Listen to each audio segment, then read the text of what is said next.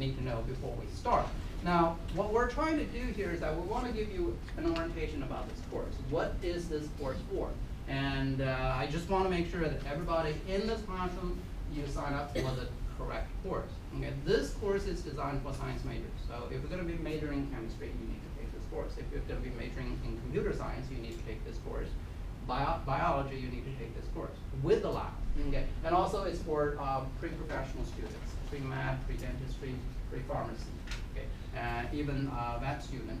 And you need to make sure that you check with whichever college you're currently attending, or whichever college you plan on transferring. You need to make sure that you check with them as well. Make sure you give them a copy of the syllabus, and so that when you transfer, and they will have something to look at, and they will evaluate this course there. Now, we do have a lot of transferring students, and especially in summer, many of the students coming back from other colleges, they're coming home for the summer there. So when you take this chemistry course there, you can actually transfer the credit to, at least within the state of Maryland, you can transfer the credit you earned here. Now, this course, in terms of the contact hours, it's designed for 3 hours of lecture per week. Okay, and that's during the regular semester there. In the summer there, it's going to be at least 2 hours per day, Monday through Thursday. Sometimes on Monday, Wednesday, you may have more than 3 hours of lecture there. Okay, so in the lab, and the scheduled lab time here, I talked to the other 2 lab instructors that will be working with me throughout the summer. The lab, we will have 2 hours of time, block time, on Tuesday and Thursday.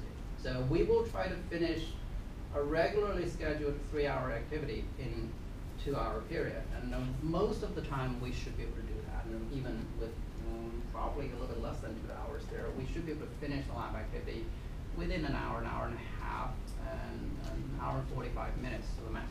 Okay, but sometimes some of the lab activities will go a little bit longer, and since I have another Chem 101 class right after this one, I will probably not going to drag you beyond 12:30 before I have to go to the other class there. So that's the contact hours. And the prereq for this course is you need to be eligible to enroll in Math 122. Now that information is given, everything in here, the course orientation, contact hours, and all that is in the syllabus. So make sure you see syllabus for details, and that's the hard copy you receive. I also post the hard copy on Canvas. I also post the soft copy on Canvas there. So if you need more information, make sure you take the time to read the syllabus. Okay. Now, when I conduct the summer class there, I always want to give you a perspective of how intensive this course is going to be, and how does it compare to the regular semester in terms of contact hours. And the lab, we do have a lot of flexibility in lab hours during the summer semester, as well as the spring and fall semester there. So I'm just going to be focusing on the contact hours, summer versus the regular semester in terms of the lecture there. Now, in spring and fall semester, that's a 14-week semester, we have Monday, Wednesday, Friday classes. And we also have Tuesday, Thursday classes. Okay, for Monday, Wednesday, Friday class, each class section, each lecture section meet for 52 minutes. So you meet 3 times a week, and you have 14 weeks. And that adds up to roughly about 2,184 minutes, 36.4 hours. So that's the contact hour we have with lecture during the spring or fall semester, or 14-week semester. And for Tuesday and Thursday class, each class period is 80 minutes, and you meet twice a week, and we have 14 weeks there. So that adds up to 2,240 minutes, roughly about 37.3 hours. So less than 1 hour difference. How much time do we have for the summer? We meet at least 120 minutes per day, Monday through Thursday. Okay, 4 times a week times 4, and we have 5 weeks. Add up to 2,400 minutes. So we actually have more time in the summer in terms of contact hours. And plus, I haven't factored in the 2 extra hours on Monday and Wednesday that I could use. So we have more time in summer to handle the material, and therefore we should be able to do this course just as what we did, how we did it in the regular semester, spring of fourth semester here. But the thing here is that you are going to have less time to digest and then whatever we covered in the lecture for a particular day before you have to use it, say taking an exam. Normally we give you at least 2 weeks in advance time. When we finish a particular chapter that the exam will cover, and you will have at least 2 weeks to study for the material in the regular semester. In the summer, it's going to be different. We may finish the chapter today, you will have the exam tomorrow. So that's where the intensity comes in. And that said, I think if you plan your activities wisely, we should still be able to do this. Okay? Now, I promise that I will give you a well-prepared lecture each and every time that we meet. And I will dedicate myself for the next 5 weeks to this course.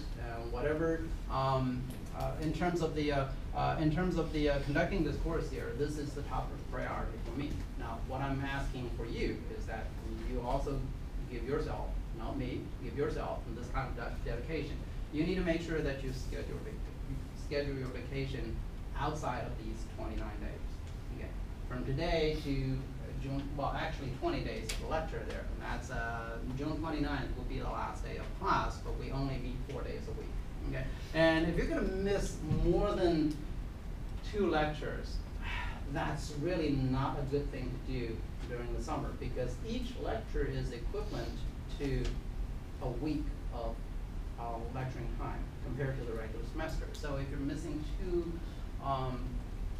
lectures, if you plan on missing more than 2 lectures there, and you're talking about 2 weeks of instructional time during the regular semester, that's not something that you want to do in the summer. However, that said, I do understand sometimes, and you have other obligations, and you have your schedule planned ahead of time. And if you do need to do that, you think you can manage to to catch up, talk to me, and we will try to work something out. Okay. So in terms of the time allocation there, and in summer we actually have more time. Okay. And so contact information, I gave you that information already. And again, I also have a mailbox in the division office in the Science, Engineering, Technology division. That's room ST248. Now, if you need to turn in something to me and you cannot find me in person, or you're not seeing me in the lab, or for whatever reason you need to turn it in and you can't give it to me in person, you can go to ST248. I think in the summer they open from 8:30 to 5. They may be open later than 5 p.m. on Monday through Thursday, but they do close at 5 p.m. on Friday. So if you need to turn in something to me, you can't find me there, you can go to ST248 and you can drop it off in my mailbox, and they will give you a little receipt with your name and date stamp on it. Okay, so that is if there's a quiz due, if there's a homework due there, and you cannot turn in class, then you can go there. And talking about, I think the next one is the office hours there. Okay. Now, the assistants from me there, and you can email me. Well, I will probably be with you Monday through Thursday most of the time there, even after the scheduled 2-hour, 15 minutes of lecture from 8 to 10:15. Even on Monday, Wednesdays there, I'll still be here